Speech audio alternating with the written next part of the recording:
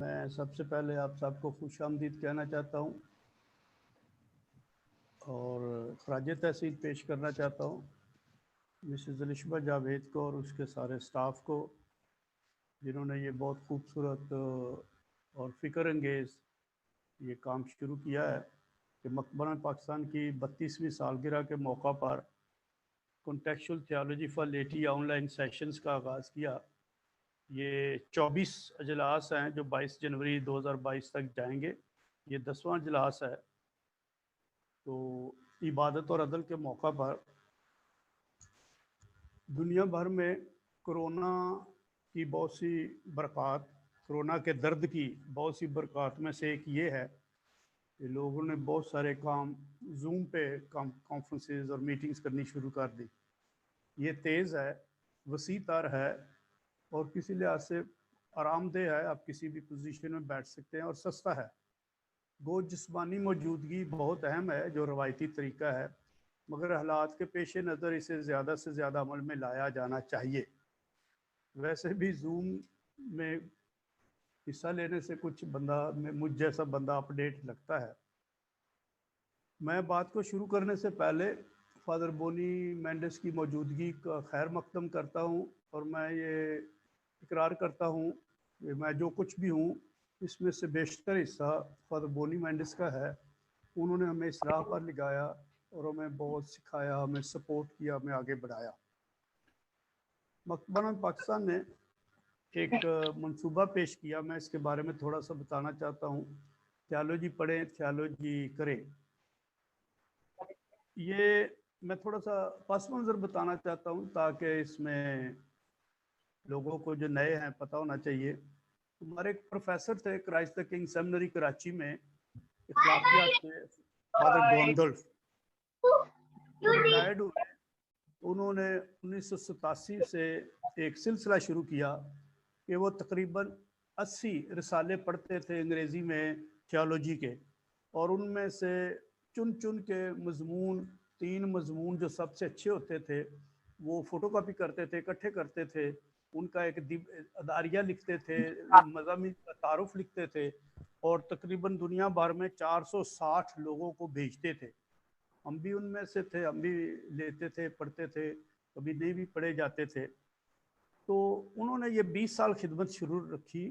फिर 2006 में ये 2006 में ये ख़त्म हो गया और उससे पहले ही हमने भी सोचा कि हम भी इनको उर्दू ज़ुबान में लें ताकि लोगों को उर्दू ज़ुबान में गो मुश्किल ज़ुबान है लेकिन मेयारी मज़ामीन पढ़ने को मिलेंगे। तो हमने फिर पाकिस्तान भर में कई जगहों पे जा के तकरीबन 450 मजमून इकट्ठे किए और उन पे काम करना शुरू किया। तो 8 शोबों में हमने तकसीम किया। जो सामने आपके स्लाइड है उस पर लिखा हुआ है सहाइफ मुक़द्दस, इल्म इलाहियात, इल्मुल मसीह, नस्वानी इलाहियात, इल्मुल कलीसिया, इबादत और रूहानियत, रसालत और खिदमत और इंसाफ और मुआशरा। ये स्लाइड ला सकते हैं सामने, ये जो भी अभी स्लाइड था। साहब आपको खुश आमदीद, ये स्लाइड ला सकते हैं? अलिशबा मेरी आवाज़ आ रही है? मेरी आवाज़ नहीं जा रही है? जी आपकी आवाज़ आ रही है लेकिन बहुत स्लो है, बहुत सॉफ्ट वॉइस है। सॉफ्ट वॉइस, अच्छा। तो ये सॉफ्ट आ रही है आवाज़ आपकी? ठीक आ रही है या सॉफ्ट आ रही है? तेज करूं? आवाज़ बिल्कुल ठीक है फादर जी आपकी। Okay okay okay. Good evening, आपकी आवाज़ बिल्कुल क्लियर आ रही है जी। ओके। तो ये एक ये सामने आया, ये 8 शोबों में हम तकरीबन 48 ऐसे किताबचे लिखने की सोच रहे हैं जिनमें मुख्तलिफ मौज़ूआत होंगे जो आज के दौर के तकरीबन हर मसले को, मामले को टच करेंगे। तो ये जो आज का टॉपिक है ये 14 नंबर से है, इबादत और अदल, वर्शिप एंड जस्टिस। मैंने इसकी आउटलाइन दी है।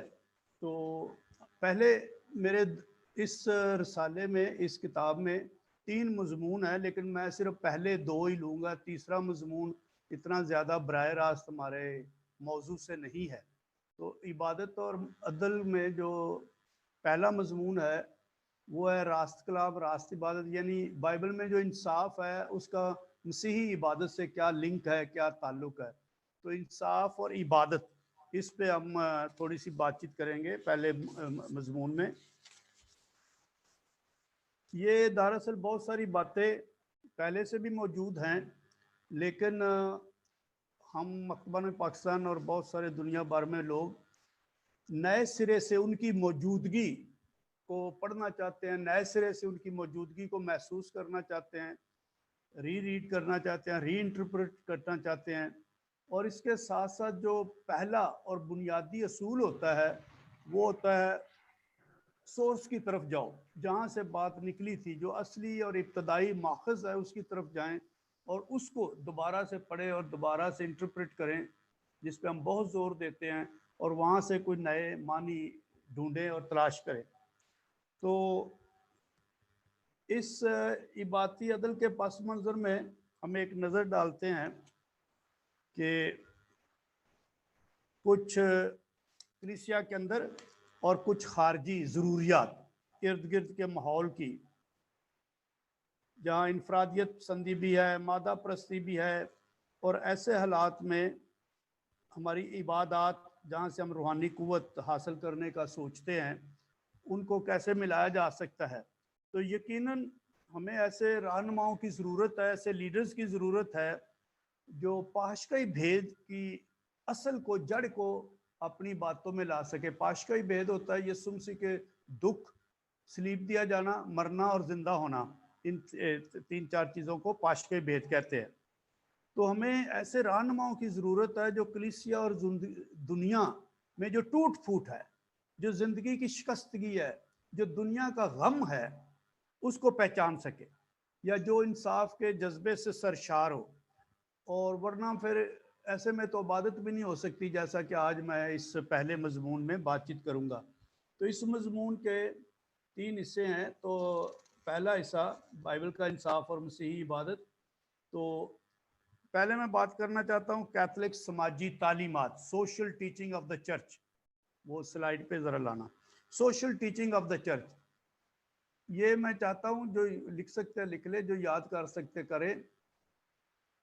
1890 سے لے کر 1990 تک، کہ یہ 100 سال کا دورانیہ ہے.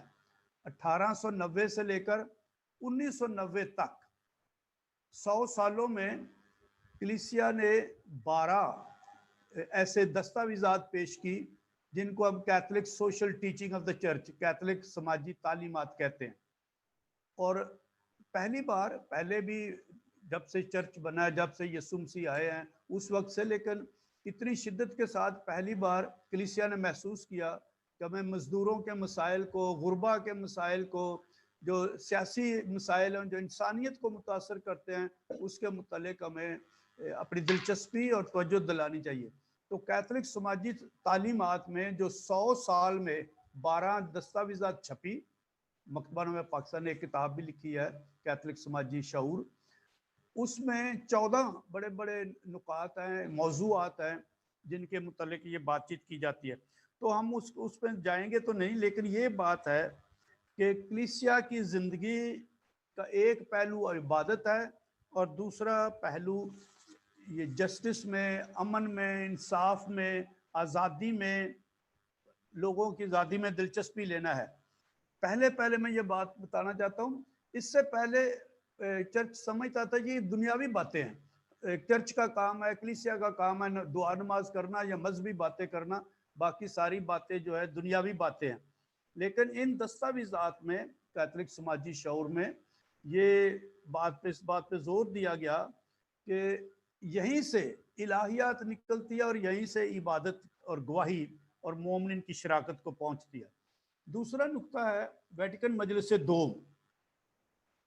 ہم سب کو پتہ ہے لیکن پھر بھی بار بار ہم اس بات پہ زور دیتے ہیں کہ ویٹیکن مجلس دوم نے کلیسیا کے وجود کو، کہ کلیسیا ہونا کیا ہے، اور کلیسیا کی بشارت کو، اور کلیسیا کی رسالت کو، کلیسیا کے مشن کو ایک نئی تشریح دی. یہ بہت اس نے ذہنوں کو کھولا, کئی روایات کو بدلا, کئی محدود ذہنوں کو جھنجھوڑا, اور ویٹیکن مجلس سے کہ 2 نے بہت کچھ ہمیں سکھایا. دوسرا نقطہ ہے انصاف کی ہم عصر مسیحی رویا, کہ جیسے دنیا میں ہمارے معاشرے میں انصاف کی ضرورت ہے, تو اس کے اندر رہ کر ہم کیسے ایک کرسچن ویژن مسیحی رویا رکھ سکتے ہیں. تو سماجی انصاف ایک زرخیز اور بھرپور انڈرسٹینڈنگ سمجھ چاہیے. میں بہت ساری باتیں آج بعد میں بھی بتاؤں گا کہ یہ جو روایتی انداز ہے اس کو سمجھنے سے یہ کچھ بہت زیادہ ہے. ایک تصور ہے کہ کس طرح انصاف ہماری عبادات کو متاثر کرتا ہے, یا انصاف ہماری عبادات کو اور بھی پرمعنی بناتا ہے. میں کوشش کروں گا جتنا بھی, جس حد تک بھی اسے سادہ اور ٹھوس بنا سکوں. تو جو بائبل کا انصاف ہے وہ اخلاقی انصاف سے الگ نہیں ہے. ہم یہ نہیں کہہ سکتے کہ جو میں بائبل میں پڑھتا ہوں وہ تو ٹھیک ہے, وہ میرا ایمان ہے, لیکن میرا اخلاق میری اپنی مرضی ہے. نہیں, بائبل کا انصاف ایسے تقاضے دیتا ہے, اخلاقی تقاضے دیتا ہے جو ہم ہر انسان, مرد عورت بچے سے منسوب کرتا ہے. خروج کی کتاب لے لے, وہاں لکھا ہے, مثلا ایک مثال ہے, ایک قانون ہے شریعت میں کہ اگر کسی غریب شخص سے تو گروی میں اس کا کرتا لے لے تو رات ہونے سے پہلے اسے واپس لوٹا دے. اگر تو نے اپنے ہمسائے کا لباس گروی میں لیا تو سورج ڈوبنے سے پہلے سے واپس دے, کیونکہ یہی ایک چیز ہے اس کے اوڑھنے کی اور اس کے بدن کا لباس ہے. وہ کس میں سوئے گا؟ اگر وہ میرے پاس چلایا تو میں اس کی آواز سن لوں گا, کیونکہ میں ترس کھانے والا خدا ہوں. تو بائبل مقدس کی ہر کتاب میں ساری تو نہیں جاؤں گا لیکن کافی باتیں بتاؤں گا کہ بائبل کا خدا انصاف کا خدا ہے, اور یہ انصاف اس کی رحمت اور اس کی محبت اور اس کی قدوسیت سینکٹیٹی سے ملا ہوا ہے, کیونکہ وہ پاک ہے اس لیے وہ انصاف چاہتا ہے. اور لیکن اس قانون سے بھی پیچھے ایک عہد ہے, کووننٹ, کہ خدا نے لوگوں انسانوں کے ساتھ, اسرائیل کے ساتھ ایک عہد باندھا, اور اس عہد کا یہ تقاضا تھا کہ جیسا میں ہوں تم بھی ویسے ہو, کیونکہ خداوند تمہارا خدا وہی خداوندوں کا خداوند ہے, یعنی وہ عظیم ہے جو اس کو کھانا اور کپڑا دیتا ہے, اور بہت ساری اور باتیں. تو جو سماجی انصاف اور عبادت ہے یہ تعلقات میں وفاداری ہے, اور اس کی میں تھوڑی سی مزید بات بعد میں کروں گا. تعلقات اس لیے کیونکہ یہ عہد کا حصہ ہے, کہ عہد میں یہ تعلقات کا ایک بہت بڑا دائرہ تھا لوگوں کے ساتھ, بادشاہ کے, قاضی کے, قبیلوں کے, خاندان کے, جماعتوں کے, برادریوں کے, یعنی یہ ایک عہد تھا جس میں کئی قسم کے تعلقات تھے, اور تعلقات ہی اس عہد میں بتائے گئے, اور عہد تعلقات کو مضبوط کرتا ہے. اور اس کانٹیکسٹ میں, اس سیاق و سباق میں کہ خدا کس طرح انصاف پسند ہے, کیونکہ خدا ہمیشہ وہی عمل کرتا ہے جیسے کہ خدا کرنا چاہیے, وہ اپنے وعدوں سے وفادار رہتا ہے.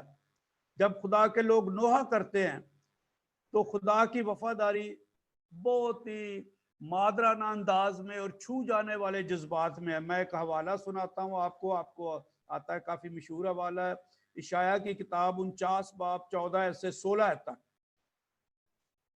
پر صہیون کہتا ہے, یعنی اسرائیل کہتا ہے کہ خداوند نے مجھے ترک کر دیا اور مالک کے خدا مجھے بھول گیا. اور خدا کہتا ہے کیا عورت اپنے دودھ پینے والے بچے کو بھول جاتی ہے؟ اور وہاں لکھا ہے کہ اگر وہ بھول بھی جائے پھر بھی میں تجھے یاد رکھتا ہوں. تو اسرائیل کب انصاف کرتے ہیں, کب انصاف ہوتا ہے؟ جب وہ صحیح تعلقات رکھتے ہیں, صحیح تعلقات دکھاتے ہیں. خدا کی طرف مکمل توجہ, میں بعد میں بتاؤں گا کہ 3 رشتے ہیں, 3 تعلقات ہیں, ایک خدا کے ساتھ, ایک دوسروں کے ساتھ, اور ایک کائنات کے ساتھ, زمین کے ساتھ. تو جب اسرائیل خدا کی طرف مکمل توجہ دیتا ہے, دوسرے مرد اور عورتوں کے ساتھ مناسب رویہ رکھتا ہے, اور زمین کی طرف یعنی کائنات کی طرف اپنا اچھا اخلاق رکھتا ہے, تو پھر آپ ایک انصاف پسند شخص ہیں، کیونکہ خدا نے ان کائنات کو انسان کے ہاتھوں میں دیا ہے کہ خدا کی کائنات کو عزت کے ساتھ دیکھا جائے، ایک استحصال کرنے والے کی طرح نہیں، اس کو غلط استعمال کریں، بلکہ خادم اور نگہبان کی مانند۔ تو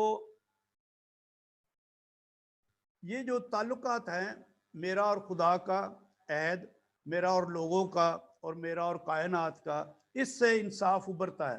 مثلاً ایک اور مثال لیتے ہیں کہ مصر سے دبے ہوئے لوگوں کو خدا لے کر آتا ہے، تو یہ جو غلامی سے رہائی تھی، یہ جو خروج تھا، صرف غلامی سے آزادی نہیں تھی کہ انہیں سمندر کے پار بحر کلزم کی دوسری طرف لے آئے، بلکہ ایک نئے سماجی طبقہ کی اثر نو تربیت تھی، کمیونٹی کی تربیت تھی، فارمیشن تھی کہ ایک نئی کمیونٹی بنانی ہے۔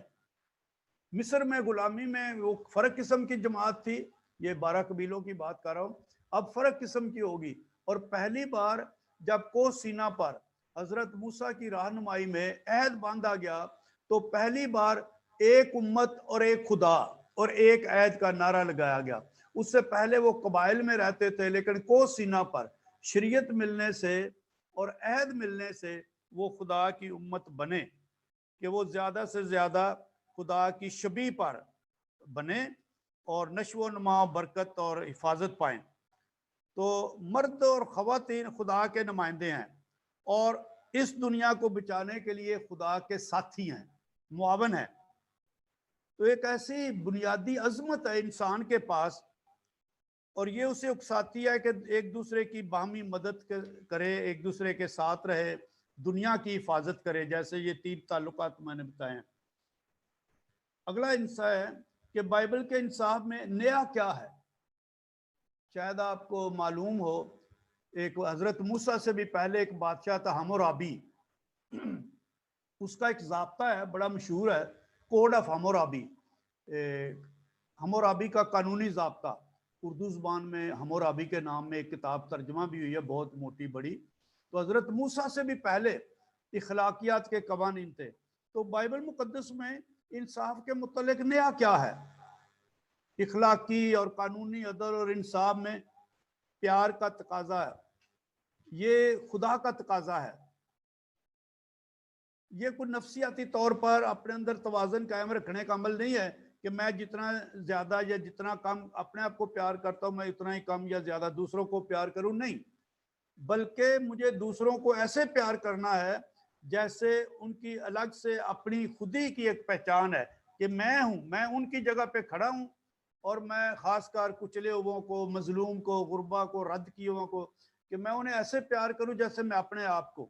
تو یہ وہ عدل اور انصاف ہے جو اسرائیل کی روایت میں ہے، اور جس کی روشنی میں یسوع مسیح نے اپنی منادی شروع کی۔ جب وہ 30 سال کے ہوئے تو انہوں نے عبادت خانے میں تلاوت کی، اور ان کے حصے میں اشعیاء نبی کی کتاب کا 61 باب کی یہ تلاوت آئی، جو ہم لوکا 4 باب کی 18 آیت میں پاتے ہیں کہ روح خداوند مجھ پر ہے، یہ نبی ہونے کی علامت ہے، اسی لیے اس نے مجھے مسح کیا ہے، مسیح ہونے کے مسح، کہ مسکینوں کو خوشخبری دوں، اور اس نے مجھے اس لیے بھیجا ہے کہ قیدیوں کو رہائی، اندھوں کو بینائی، اور کچلے ہوئے کو آزادی بخشوں، اور خداوند کے سال مقبول کو مشتہر کروں۔ اس میں چند ایک شبیہات استعمال کی گئی ہیں کہ غربا، پست حال، عناوین، ان کو ظاہر کرنے کے لیے۔ تو یہ پرانے عہد نامے سے اشعیاء نبی کے صحیفے سے لیے گئے ہیں۔ اور پھر ہم ایک اور بات دیکھتے ہیں، یہ میں بہت بار بار زور دیتا ہوں، کہ یسوع مسیح کے معجزے بنیادی طور پر قوت کی نمائش نہیں تھے کہ یسوع مسیح اپنا زور دکھانا چاہتا تھا کہ وہ خدا کا بیٹا تھا، وہ سب کچھ کر سکتا تھا، یہ شو والا کام نہیں ہے، بلکہ جب بھی یسوع مسیح نے معجزات کیے تو وہ دوسرے پر رحم اور ترس اور محبت کی وجہ سے تھے۔ خواہ ایک کوڑی جس نے کوڑ سے نجات نہیں پا سکتا، جو معاشرے سے خارج کیا گیا تھا، شہر کے کناروں پر رہنے پر مجبور تھا، برادری سے باہر، یسوع مسیح نے اسے شفا دی، یا ایک آدمی کے سوکھے ہاتھ کو سبت کے دن شفا دی۔ تو یہ اس یسوع مسیح نے کہا، اور یہ انصاف کے حوالے سے سنا جانا چاہیے، اس نے کہا کہ سبت انسان کے لیے بنایا گیا، نہ کہ انسان سبت کے لیے۔ पास इब्न इंसान सब्बत का भी मालिक है, और बहुत सारे और मौजज़े। का वो मफलूज आदमी था जिसको जो माजूरी से छुटकारा नहीं पाता था, यीशु मसीह ने उसे भी दिया। या एक शख्स था जरजासा का, जो जंगलों में रहता था, कब्रों में रहता था, नापाक रूह से खलासी नहीं पा सकता था, कोई उसके साथ बैठता नहीं था। यीशु मसीह ने उसे दोबारा मुआशरे में, समाज में बहाल किया। या जब यीशु मसीह के शागिर्द आपस में ये बात कर रहे थे कि बड़ा कौन है, दर्जे में बड़ा कौन है, तो यीशु मसीह ने एक छोटे बच्चे को मिसाल दी कि जो मुआशरे में कोई मुकाम हासिल ना था, कोई मर्तबा हासिल नहीं था उसको, ना ही कोई समाजी अहमियत थी, दूसरों पर इन्हिसार की अलामत थी, और एक छोटे बच्चे को लेकर उनके बीच में खड़ा किया और उन्हें सबक दी। यह एक और बड़ी दिलचस्प बात है, बेवा का चंदा जिसने एक दमड़ी दी। ऐसी बेवा जो बुलाई नहीं जा सकती, उसने हैकल में वो सब कुछ डाल दिया जो उसके पास था, यानी उसने अपने आप को मुकम्मल तौर पर दे दिया। ऐसा लगता है ये कि सलीब पर यीशु की मुकम्मल कुर्बानी की अक्कासी करता है, लेकिन इसके पीछे, इस बेवा के इस अमल के पीछे मजहबी रहनुमाओं की भी कुव्वत है। यीशु उस निज़ाम की मजम्मत करता है जिन्होंने इस बेवा को ये करने के लिए, सब कुछ करने के लिए उकसाया। मैं इसकी तशरीह तफसील में नहीं जाता, लेकिन बेवा उस वक्त के मजहब में जब यीशु मसीह थे, बेवाओं के घरों को निगलते थे, बेवाओं की प्रॉपर्टी पर, मलकियत पर मजहबी रहनुमा काबू करते थे, और बहुत सारी बात।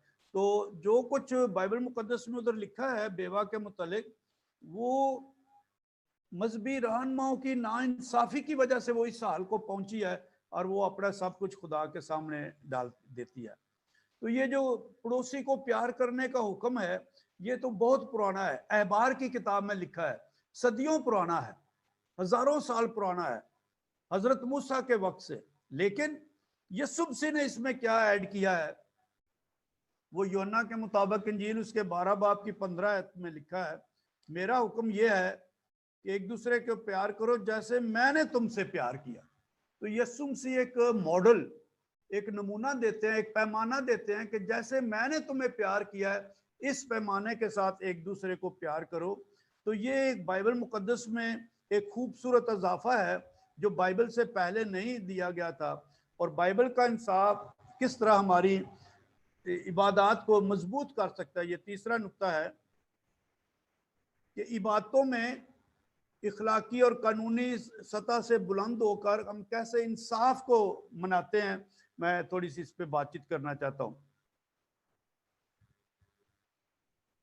जब हम किसी इंसाफ या नाइंसाफी को देखते हैं और हम उसे पहचान लेते हैं, और वो हमें मुतहर्रिक करता है कि जिंदगियों को इंसाफ के साथ गुजारें, इनफरादी तौर पर बैसियत कलीसिया एक जमात के इंसाफ के लिए काम करें, इंसाफ से इनकार ना करें और ना इंसाफ को ख़त्म करें।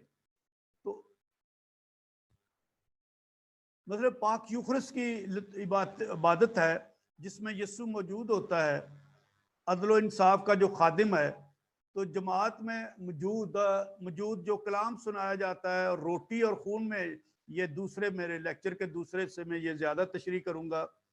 तो ये एक बाइबल की इंसाफ के ताल्लुक, ये बाइबल का इंसाफ ताल्लुकात का मामला है कि हम ताल्लुकात में कितने सच्चे हैं, कितने ईमानदार हैं, और कितने हम उसे वफादारी से निभाते हैं। मैंने बताया कि 3 किस्म के ताल्लुकात हैं जिनका बाइबल मुकद्दस जिक्र करती है।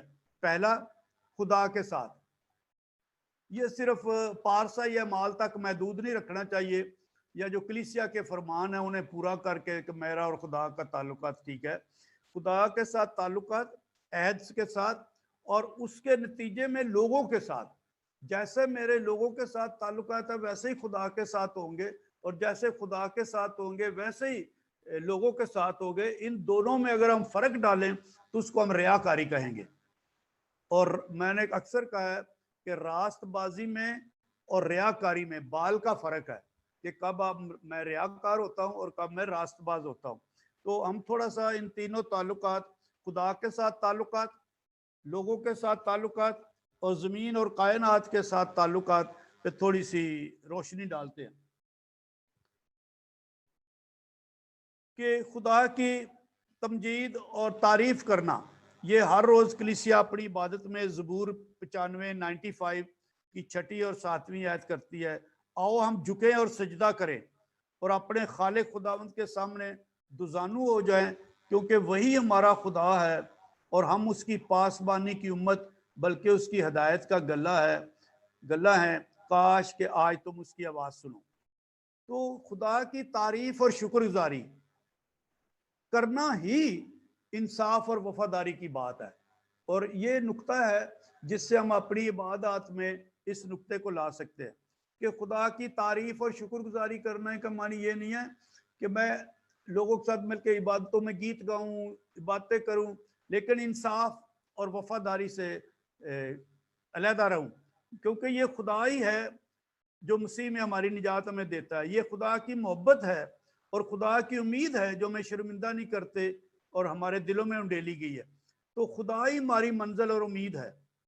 تو ایک دوسرے کے ساتھ تعلقات، یعنی جو بھی انسان ہے، جو بھی ادھر موجود ہیں، تو خواہ یسوع مسیح کی تمثیلیں ہوں، خواہ پاکماس میں تلاوتیں ہوں، واعظ ہو، مناجات ہوں، تو ان سب میں لوگوں میں ایسی بصیرت پیدا ہونی چاہیے، نئے خیالات آنے چاہیے جس سے خدا کی بادشاہت تعبیر ہو۔ یا پھر میں ایک اور تھوڑی سی بات بتاتا ہوں۔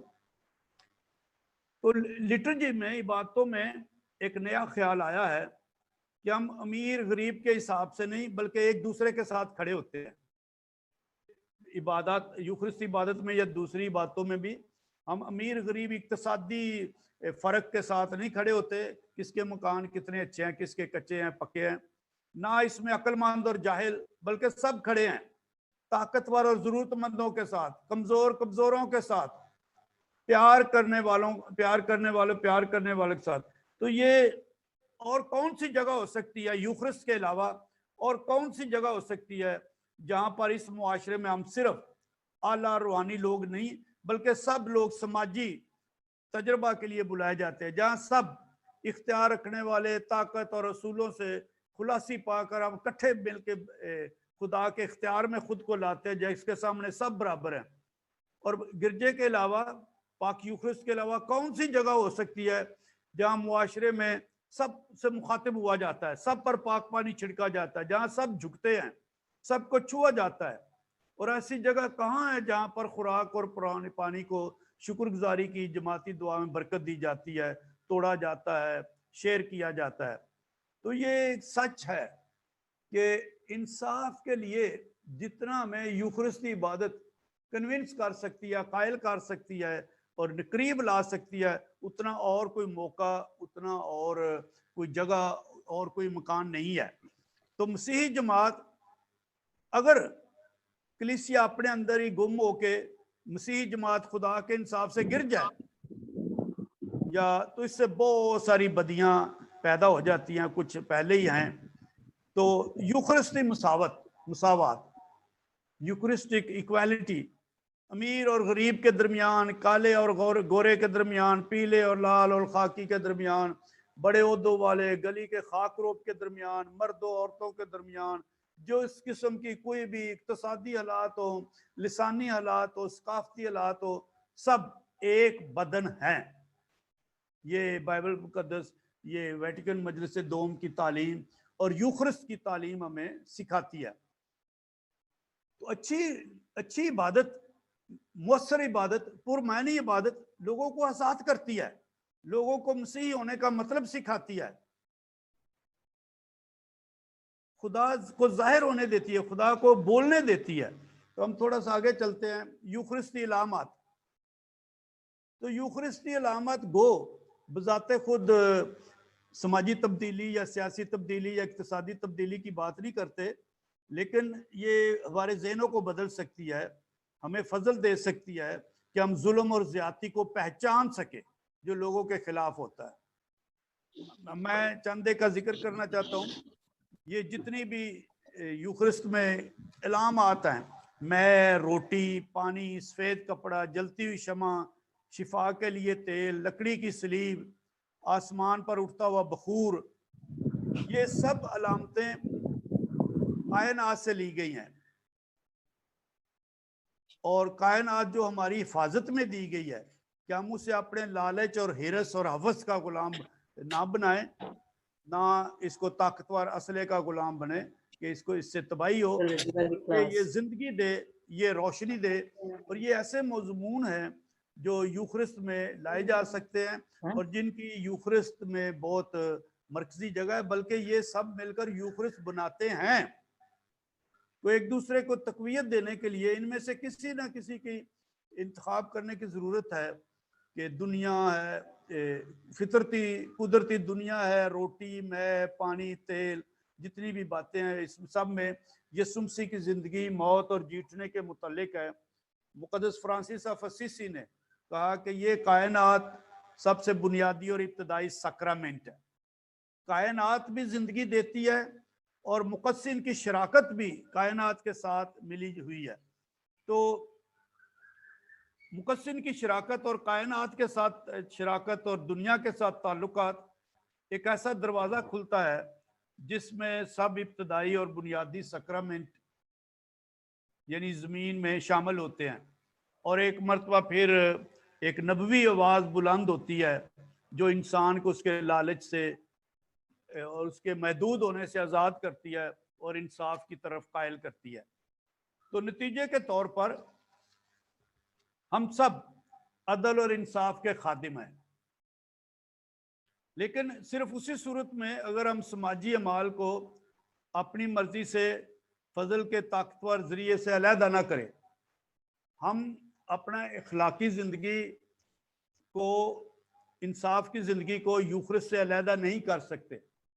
اور کئی مذاہب میں ہوتا ہے، لیکن ہم اس پہ زور دیتے ہیں کہ جو میرا عبادتی رویہ یوخرست کی عبادت کے دوران گرجا گھر کے اندر ہے، وہی میرا اخلاقی رویہ گرجا گھر سے باہر معاشرتی زندگی میں ہونا چاہیے. کہ ہم خدا کے عدل کے لیے اپنا آپ دیں اور اس کی قوت کا کوئی مقدس لمحہ ڈھونڈے جب ہم بھی کہہ سکے یہ ہے میرا بدن جو تمہارے لیے دیا جاتا ہے. جیسے یسوع مسیح نے کہا، یہ پاک یوخرست کے الفاظ دہرا رہا ہوں، یہ تب بھی ہو سکتا ہے جب ہم یسوع کی صلیب کی راہ پر چلنے کو تیار ہوں، صلیب کی وہ راہ جو خدا کے عدل سے جڑی ہوئی ہے، اور ہم اس کے خادم بننے کے لیے تیار ہوتے ہیں.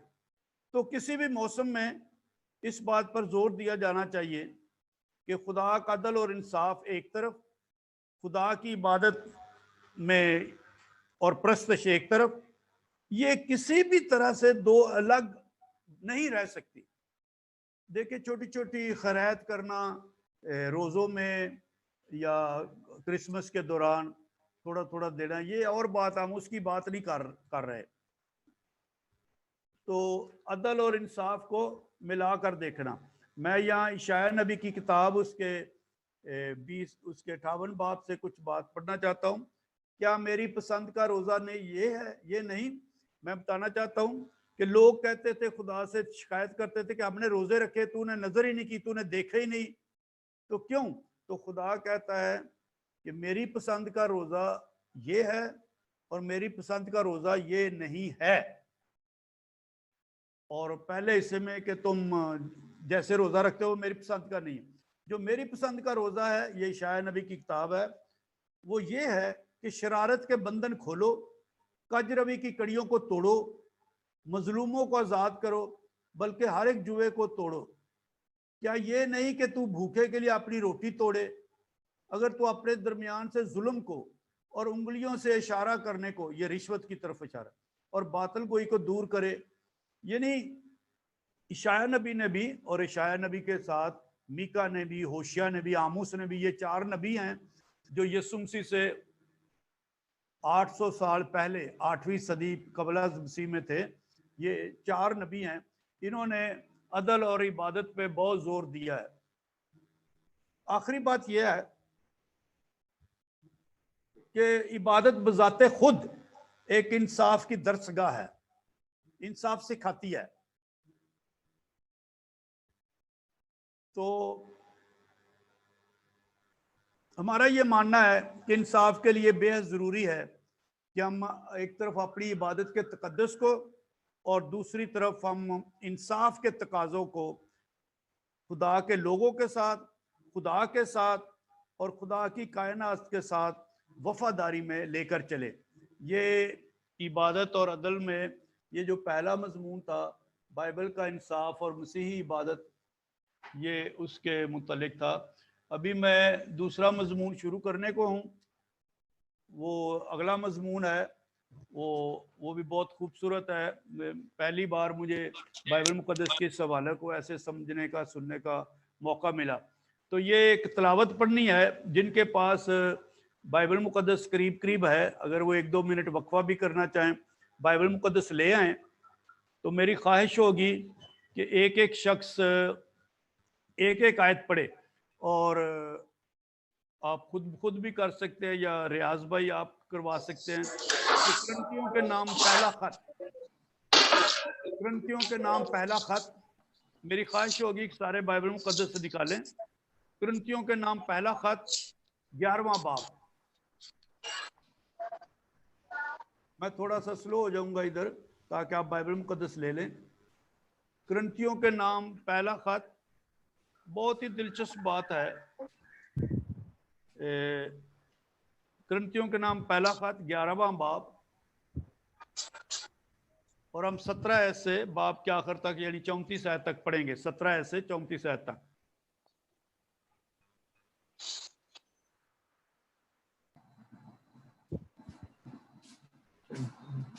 جو پڑھنا چاہ رہے ہیں میرے خیال انہوں نے اپنے آپ کو انمیوٹ کیا ہے،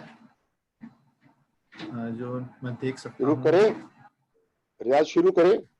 جی ایک سیکنڈ، تھوڑا سا میرے خیال کچھ لوگ انمیوٹ اپنے آپ کو کر رہے ہیں جو شاید پڑھنے کو تیار ہیں۔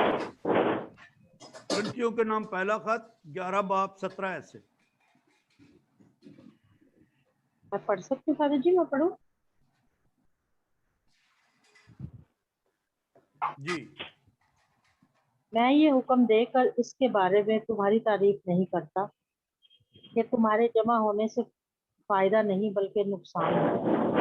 یہ یوخرست کی عبادت ہو رہی ہے، اور وہ پولس رسول کہہ رہے ہیں کہ تمہارے جمع ہونے سے فائدہ نہیں بلکہ نقصان ہوتا ہے۔ تو یہ ایک ٹاپک ہے، اس پہ ہم بات چیت کریں گے۔ جی 18ویں ہے۔ کیونکہ اول تو میں یہ سنتا ہوں کہ جب تم کلیسیا میں جمع ہوتے ہو تو تمہارے درمیان اختلاف ہوتے ہیں، اور میں اسے کسی قدر سچ جانتا ہوں۔ تو یہ پولس رسول بتا رہے ہیں کہ تم جمع بھی ہوتے ہو یوخرست منانے، لیکن تمہارے درمیان اختلاف ہوتے ہیں۔ جی 19ویں آیت۔ کیونکہ ضرور ہے، اوکے کیری آن۔ کیونکہ ضرور ہے کہ تم میں بدعتیں بھی ہوں، تاکہ ظاہر ہو کہ کون سے تم میں مقبول ہیں۔ تو اختلافات ہوتے ہیں، تو اس لیے بدعتیں بھی ہوتی ہیں، ہم جا کے آگے بات کریں گے۔ 20ویں آیت۔ بس جب تم باہم جمع ہوتے ہو تو تمہارا وہ کھانا عشاء ربانی نہیں ہو سکتا۔ 21ویں آیت۔ کیونکہ کھانے کے وقت شخص دوسرے سے پہلے اپنا عشاء کھا لیتا ہے، اور کوئی تو بھوکا رہتا ہے اور کسی کو نشہ ہو جاتا ہے۔ کسی کو کچھ ملتا نہیں ہے اور کسی کو اوور ایٹنگ، زیادہ ہی کھا لیتا ہے۔ جی 22ویں آیت۔ کیا کھانے پینے کے لیے تمہارے گھر نہیں؟ کیا خدا کی کلیسیا کی تحقیر کرتے ہو اور یعنی انہیں شرمندہ خدا کرتے کے ہو؟ گھر میں آ کر خدا کی کلیسیا کی بے عزتی کرتے ہو۔ جی شرمندہ کرتے ہو جن کے پاس کچھ نہیں۔ میں تم سے کیا کہوں؟ کیا تمہاری تعریف کروں؟ اس بات میں تعریف نہیں کرتا۔ جی 23ویں آیت 23۔ کیونکہ یہ بات مجھے خداوند سے پہنچی ہے اور میں نے تمہیں بھی پہنچا دی ہے کہ خداوند یسوع نے جس رات وہ پکڑوایا گیا روٹی لی۔ اوکے 24ویں آیت۔ اور شکر کر کے توڑی اور شکر کر کے توڑی اور کہا کہ یہ میرا بدن ہے جو تمہاری خاطر ہے، تم میری یادگاری کے لیے یہ کیا کرو۔ 25۔ اور اسی طرح اس نے کھانے کے بعد پیالہ بھی لیا اور کہا کہ یہ ہے پیالہ میرے خون میں نیا عہد ہے، جتنی بار پیو میری یادگاری کے لیے یہ کیا کرو۔ یہ کیا کرو۔ جی 26ویں آیت۔ کیونکہ جتنی بار تم یہ روٹی کھاتے اور اس پیالے میں سے پیتے ہو تو خداوند کی موت کا اظہار کرتے ہو جب تک کہ وہ نہ آئے۔ جی 27ویں آیت، یہ کافی اہم آیت ہے، شروع ہو رہی ہیں۔ اس واسطے کوئی نالائق طور پر روٹی کھائے یا خداوند کے پیالے میں سے پیے تو وہ خداوند کے بدن اور خون کا گنہگار ٹھہرے گا۔ جی 28ویں آیت۔ پس آدمی اپنے آپ کو پرکھے اور اسی طرح اس روٹی میں سے کھائے اور اس پیالے میں سے پیے۔ جی 29ویں آیت۔ کیونکہ جو نالائق طور پر کھاتا ہے اور پیتا ہے وہ اس بدن کی تمیز نہ کر کے اپنی سزا کھاتا اور پیتا ہے۔ اوکے 30ویں آیت۔ اسی سبب سے تم میں بتیرے کمزور اور بیمار ہیں اور بہت سے سو بھی گئے ہیں۔ جی 31ویں آیت۔ اگر ہم اپنے آپ کو جانچتے تو سزا نہ پاتے۔ 32ویں آیت۔ مگر جب ہم سزا اٹھاتے ہیں تو خداوند سے تربیت پاتے ہیں تاکہ ہم دنیا کے ساتھ پیرو فتویٰ نہ ہوں۔ جی بس اے میرے بھائیوں، جب تم کھانے کے لیے جمع ہو تو ایک دوسرے کی راہ دیکھو۔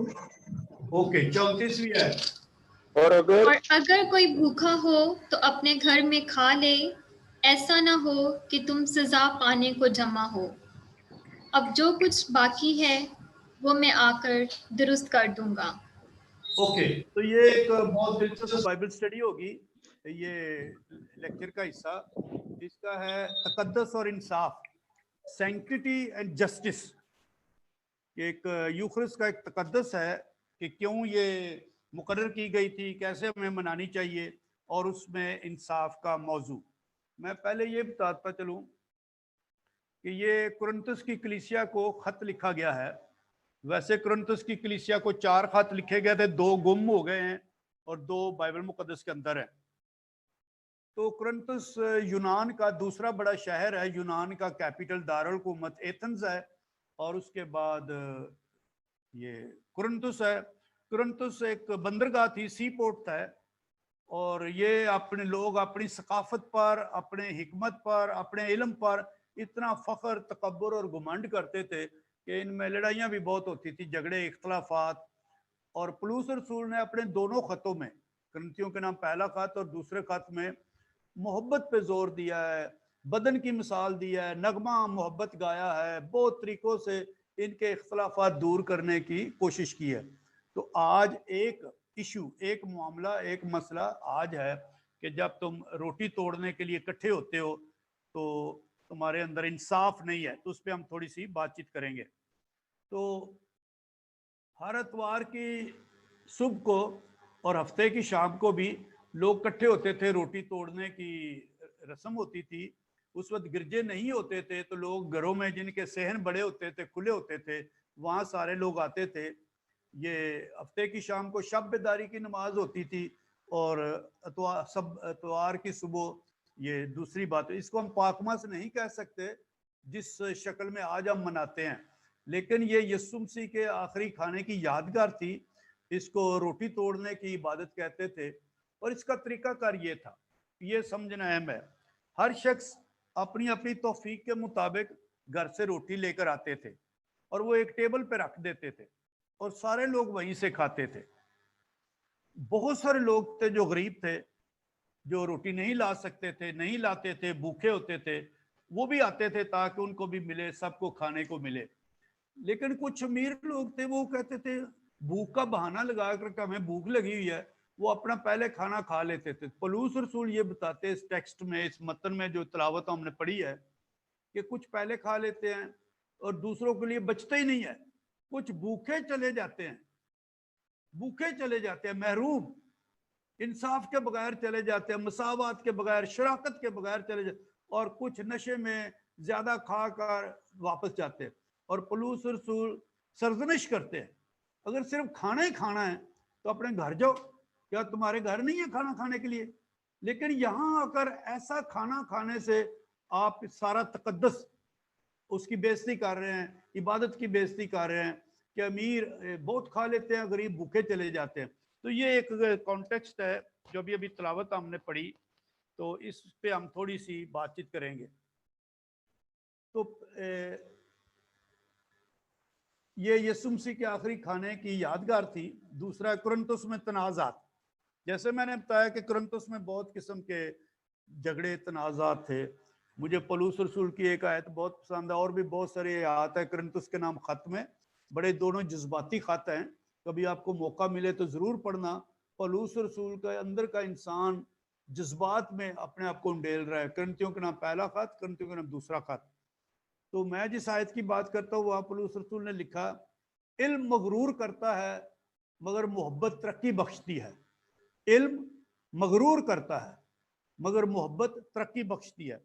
तो ये जो तनाज़ा है ये पौलुस का और कुरिन्थुस के लोगों के दरमियान नहीं है, ये कुरिन्थुस के लोगों के अपने दरमियान है कि वो ऐसे करते हैं।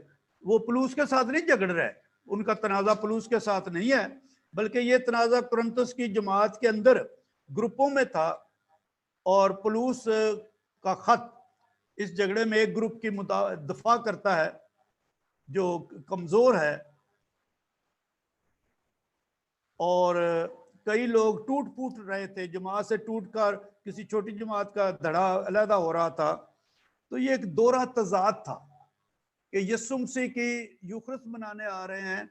यीशु मसीह ने कहा कि ये मेरा बदन है और जितने लोग इकट्ठे हैं ये सारा मेरा बदन है, लेकिन अपना अपना खाना लोग खा के तो चले जाते थे, इंसाफ नहीं होता था। तो यूनानी और रोमी तहजीब और रवायत को मद्देनजर रखकर लोग अपना अपना खाना लेकर आते थे। लेकिन इस जमात में जो तलावत हमने पढ़ी उसमें भी है, जो अमीर थे वो हमेशा अच्छा खाना लाते थे, मगर दूसरे मजदूर और पैसों के गिवज जो खरीद के लाते थे ये सब कुछ नहीं कर सकते थे। तो अमीर लोग ये समझते थे कि वही जमात का असल रुकन है। तो गरीब लोग जो थे, ना सिर्फ ये कि उनके पास रोटी नहीं थी, बल्कि उनको जमात का कमतर रुकन समझा जाता था, और अमीर अपने आप को अलहदा समझते थे, ऊंचा समझते थे। वो गरीब लोगों की कोई परवाह नहीं करते थे।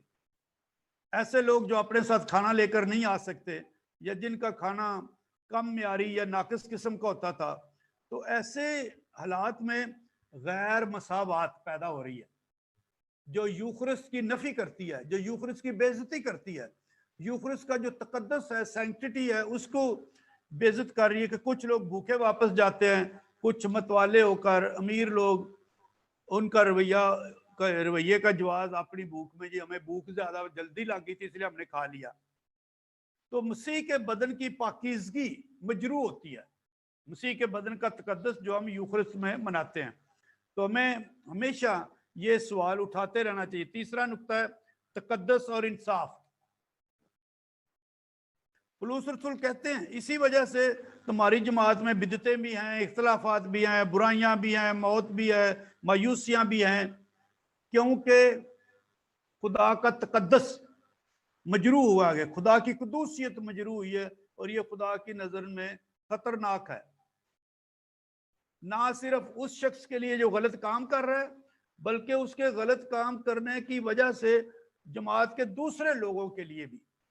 तो जमात का तकद्दस भी खराब हो रहा है। जमात जिसे खुदा ने पाक किया है यूखरिस के जरिए, और यूखरिस की मौजूदगी ही में उस जमात का तकद्दस खराब हो रहा है, क्योंकि जमात को ये फिक्र नहीं है कि उसके दूसरे लोग क्या खाते हैं, क्या पीते हैं। तो ये तकद्दस और इंसाफ, यूखरिस का तकद्दस और इंसाफ, ये यूखरिस की बुनियाद है। रसूलों के माल में भी कुछ हवाले हैं, कुछ वाक़यात हैं कि मुश्तरका मलकियत को इसलिए लिया जाता था कि सब की फिक्र हो, सारे मसावत हो। जो जमात यूखरिस बनाती है उस जमात में किसी को भूखा नहीं सोना चाहिए। जो जमात यूखरिस भी मनाती है और उसके लोग भूखे भी हैं, वो यूखरिस के तकद्दस को पमाल किया जा रहा है, या अपने आप को यूखरिस के तकद्दस से अलहदा किया जा रहा है कि मेरी अपनी मर्जी, मैं क्या खाऊं क्या पीऊं, और यूखरिस में आना जाना, यूखरिस मनाना एक और बात है। यहाँ एक और भी पॉइंट है कि इस हवाले में ख़वातीन की शराकत का जिक्र नहीं किया गया कि क्या इस यूखरिस में ख़वातीन थी। उस वक्त के ख्यालात को जानते हुए उन्हें मुसावी बुनियादों पर हिस्सा होगा। मुआशरे में या समाज में, यहूदियों में भी, यूनानियों में भी, रोमियों में भी के रवायत ख्यालात को औरतों को खाने में शराकत से खारिज नहीं किया जाता था। लिहाजा गो उनकी बात तो नहीं हुई लेकिन वहाँ मौजूद हैं। लेकिन खानों में ख़वातीन की शरीक तो होती थी, लेकिन किस अंदाज से, उनका किरदार क्या था? क्या वो खात्मा थी, या घरेलू जिम्मेदारी या निजी काम करती थी, या वो मर्दों के बराबर इस शराकत के खाने को, रोटी के तोड़ने को, जिसे आज हम यूखरिस कहते हैं, इसमें शामिल होती थी। यूखरिस तकाजा करता है कि सब और ख़ासकर आज़ाद आदमी घर के कामों की देखभाल में हिस्सा डाल, यानी सारे इसमें शामिल हों। और इब्तदाई मसीहत में इस हुक्म या फरमान को बहुत ज़्यादा इज्जत हासिल थी। तो यकीनन ख़वातीन, औरतें, गुलाम सारे उस जमात में मौजूद थे और सब के साथ मुसावात और इंसाफ पर मबनी सलूक होना चाहिए था, होता था।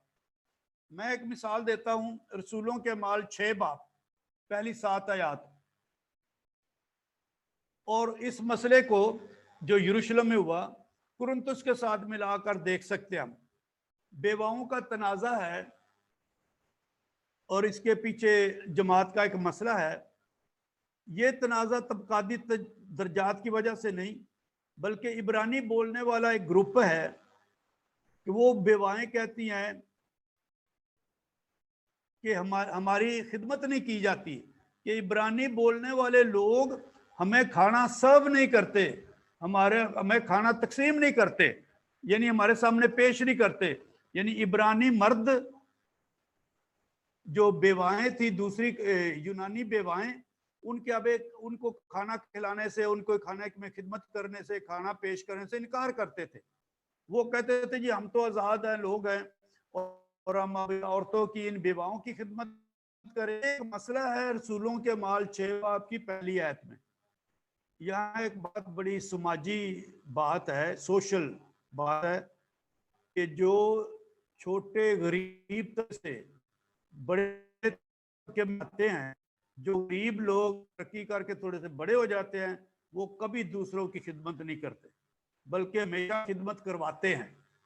ये एक लीडरशिप का एक पॉइंट है। तो बेवाओं के इस ग्रुप ने काम करने से इनकार किया होगा कि इनका किरदार महज खिदमत करना नहीं, इनकी भी खिदमत हो जाए।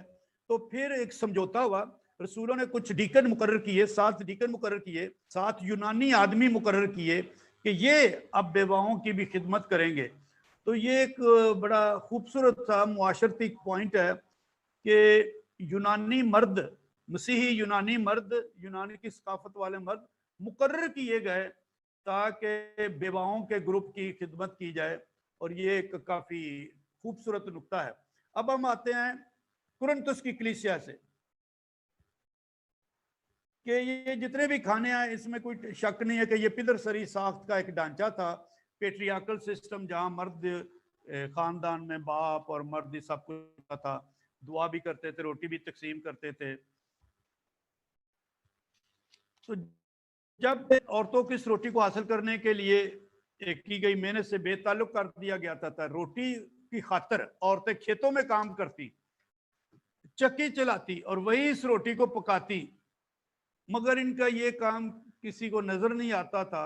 और कई जगहों पे पिदरसरी निज़ाम में अगर रोटी बांटने की रस्म की जाती थी, लेकिन यूखरिस एक ऐसा दस्तरखान है जहाँ मर्द, औरतें, बच्चे, ये किसी रुतबे की, कोई किसी दर्जे का कोई पॉइंट नहीं, सारे बराबर हैं और सारे इस यहाँ से खा सकते हैं। यहाँ अगला नुक्ता है खाना और सकरामेंट। पौलुस रसूल ने आज की तिलावत में कहा अगर सिर्फ खाना ही खाना है तो घर में जाए, लेकिन ये जब हम इकट्ठे होकर यूखरिस्ट के वक्त खाना खाते हैं, ये यूखरिस्ट में शराकत करते हैं, ये सकरमेंट है, फजल का जरिया है। तो सकरमेंट के खाने को और आम खाने को महजबूब करने के लिए खाते हैं। इस पे बहुत जोर दिया जाना चाहिए कि खुदावंद का खाना खुदावंद की याद में, जो यीशु मसीह ने कहा ये मेरी याद में किया करो, ये हमारी जमातों को मजबूत कर सकता है। यूखरिस्ट अगर हम सही मानों में यूखरिस्ट को इंसाफ और मुसावत पर मबनी करके देखें और वहां से सीखें, यूखरिस्ट खाने के मुकद्दस को भी पढ़े। तो ये मेरा पलूस आखिरी खाने का है और कुरिन्थुस के लोगों है, इनकी वजह से आखिर खाने के तकद्दस की पामाली हुई हो और इस रोटी पर बरकत के अल्फाज के साथ इस रोटी को तोड़ा जाना और फिर ये पॉइंट लेना कि ये मेरा बदन है जो तुम्हारे लिए दिया जाता है। तो अगर यूखरिस्ट में अदम मसावत है, अगर यूखरिस्ट में एक दूसरे के लिए इंसाफ नहीं है, तो ये मेरा बदन, ये मेरी यादगारी के लिए किया करो, इसकी मखसूसियत और तकद्दस की तरफ की नकाबी है या इसकी बेइज्जती है। तो यूखरिस्ती अल्फाज जो हैं ये यीशु को जिंदा करते हैं कि ये यूखरिस्त का जो दस्तरखान है इसका मालिक यीशु मसीह है। तो लोगों की आज़ादी और इंसानियत को मजहबी लिहाज से भी समझना चाहिए। मैंने शुरू में कहा समाजी तालीमात का, वेटिकन मजलिस दोम का भी जिक्र करते हुए कि यीशु मसीह ने कहा मेरे खून के वसीले नियायत, यानी ये सिर्फ एक दीनी या मजहबी फर्ज नहीं है, ये एक अच्छी जमात की तश्कील और तामीर के लिए बहुत बड़ी बात है। जब तक वो ना आए हम इसको मनाते रहेंगे और अपनी जो बरादरी है। आखिर मैं खुलासे के तौर पर इस आज के मजमून में जो उन्होंने बात की है, ये जो तिलावत हमने की, पहले तो आखिरी खाने के बारे में पलूस अपनी रवायत जो खुदावंद यीशु मसीह से मिली यादगारी के तौर पे उसकी बात करता है कि जैसे दूसरे लोग खाना खाते थे, इकट्ठे होते थे यूखरिस्त मनाने के लिए, वो जारी है। दूसरा जो था कि यीशु के आखिरी खाने का जो तकद्दस है उस पर जोर देता है। और फिर तीसरा जो कुरिन्थुस में जो मसला था, जमात के अमीर लोग वो अच्छा या बेहतर खाते थे, वो अपनी लाई इस्तेमाल की चीज़ें खाते पीते थे, जो जिनके पास नहीं था उसका ख्याल नहीं रखते थे। और ये नुक्ता है अहम तरीन। जब मैं यूखरिस्त मनाने जाता हूँ तो आप मैं यूखरिस्त लेकर आता हूँ, लेकिन बाहर मुआशरे में जो लोग भूखे हैं, जो लोग मुस्तहिक हैं, जो लोग मसलूम हैं, उनके लिए मैं कुछ नहीं काम करता। ये मैं खैरात की बात नहीं कर रहा जो हम कभी कभार देते हैं, मैं इंसाफ की बात कर रहा हूँ। अगर हम उनके लिए कुछ नहीं करते तो मेरा यूखरिस्त मनाना क्या मानी है, सिवाय इसके पलूस रसूल के कि आप इसकी तमीज़ ना करते हुए नालायक तौर पर खाते हैं, क्योंकि उसका असल यूखरिस्त का असल मकसद तकद्दस और इंसाफ को बढ़ाना है। तो पलूस रसूल इस हवाले से जो समाजी इंसाफ पैदा हो चुका है उसको ख़त्म करना चाहता है ताकि उससे मसीह की बदन का तकद्दस बढ़ सके जिसकी पामाली हो रही है। तो जो भी शख्स, कोई भी मोमन, दुनिया के किसी कोने में भी बैठा मोमन जो यूखरिस्त भी मनाता है और अपने अंदर समाजी इंसाफ के लिए दिलचस्पी नहीं बढ़ाता, वो यीशु मसीह के बदन की तकद्दस की पामाली है। हम इसके जवाज में कोई भी कह सकते हैं, जिस तरह कुरिन्थुस में वो अमीर लोग कहते थे, लेकिन ये यूखरिस्त का खाना एक खाना भी है और एक सैक्रामेंट भी है, तो इसमें तकद्दस और इंसाफ एक दूसरे से जुड़े हुए हैं। ये आज की गुफ्तगू का लुबाब था। मैं इस पे सितंबर में आने वाली जो मेरी टॉक है इंसाफ की रूहानियत, इस पे मैं और भी बात करूंगा। लेकिन एक बात यकीनी है कि बाइबल मुकद्दस अदल और इबादत को, जस्टिस एंड वर्शिप को और भाईचारे को बहन भाइयों के दरमियान जो क़ुव्वत है उसको यूखरिस्त के साथ मिलाती है। एक मशहूर हवाला है मत्ती के मुताबिक अंजील उसके 23 बाब में कि अगर तू कुर्बानगाह के पास चला जाए और वहाँ तुझे याद आए कि तेरे भाई को तुझसे कुछ शिकायत है तो अपनी नज़र अपनी कुर्बानी वहाँ छोड़ दे, पहले अपने भाई से इंसाफ कर। अगर कोई अदम इंसाफ है, अदम मसावत है, जो कुछ बरादरी में कमज़ोरी है, तो यूखरिस्त हमें उसको सही करने में, दुरुस्त करने में, उसकी इस्लाह करने में हमारी मदद करती है और हमें बरकत देती है। इसके बावजूद भी अगर हम यूखरिस्त मनाकर भी समाजी इंसाफ और मुसावत को अपनी ज़िंदगी के हिस्सा नहीं बनते, तो ये जैसे पलूस रसूल के अल्फाज हैं, नालायक तौर पर खुदावंद के खाने और खुदावंद के प्याले में से पीने का इजहार है, और फिर वो वहाँ लिखा है कि उसके बदन और खून का गुनाहगार भी ठहरेगा, क्योंकि बदन की तमीज़ ना करके अपनी सज़ा खाता और पीता है। चलो हम आगे ये सज़ा की तरफ ना जाएं, हम कोशिश करें, अभी सवालात में भी बातचीत होगी, कि यूखरिस्त को बेहतर तरीके से, यूखरिस्त को मौसर तरीके से, यूखरिस्त को पुरमानी तरीके से मनाएं, ताकि कलीसिया में मसावत कायम हो और इंसाफ को अमल में लाया जा सके।